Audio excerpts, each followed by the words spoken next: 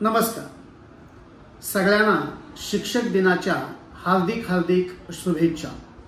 मित्र, केसाळ कुरूप सुरवंटाचं सुंदर रंगीबेरंगी फुलपाखरांमध्ये रूपांतर हा निसर्गाचा एक अविस्मरणीय चमत्कार आहे। सुरवंट स्वतःभोवती कोश विणतो आणि त्यातून फुलपाखरू तयार होऊन बाहेर पडते। ही प्रोसेस जी आहे, या प्रोसेसमध्ये फुलपाखरू बरंचसं काही शिकून जन्माला येतं। एक माणूस होता, त्याचं ऑब्झर्वेशन चालू होतं।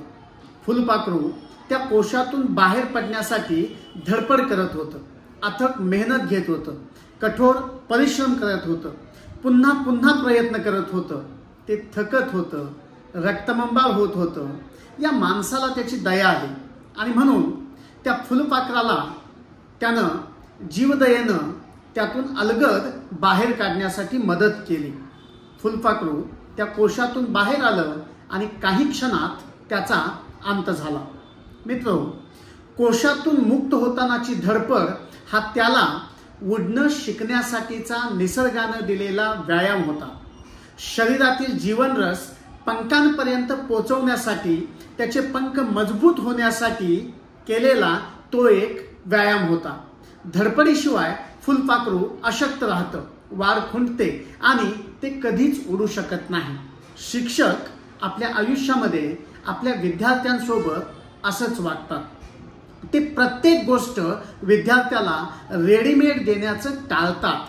त्यांना होमवर्क देतात, त्यांना लिखाण देतात, त्यांना application of knowledge oriented questions देतात। अपेक्षा ही असते की विद्यार्थ्यांनी धडपडावं, पुन्हा पुन्हा प्रयत्न करावे आणि त्यांचा जीवनरस जो आहे तो पंखांपर्यंत जावा, म्हणजे ते आकाशामध्ये उतुंग भरारी घेतील। असं काम करणारे माझे सगळे शिक्षक जे आहेत, हे शिक्षक दिनादिवशीच्या शुभेच्छांसाठी पात्र आहेत। मी अशा सर्व शिक्षकांना नमन करतो आणि पुन्हा एकदा शिक्षक दिनाच्या सर्वांना शुभेच्छा देतो। धन्यवाद।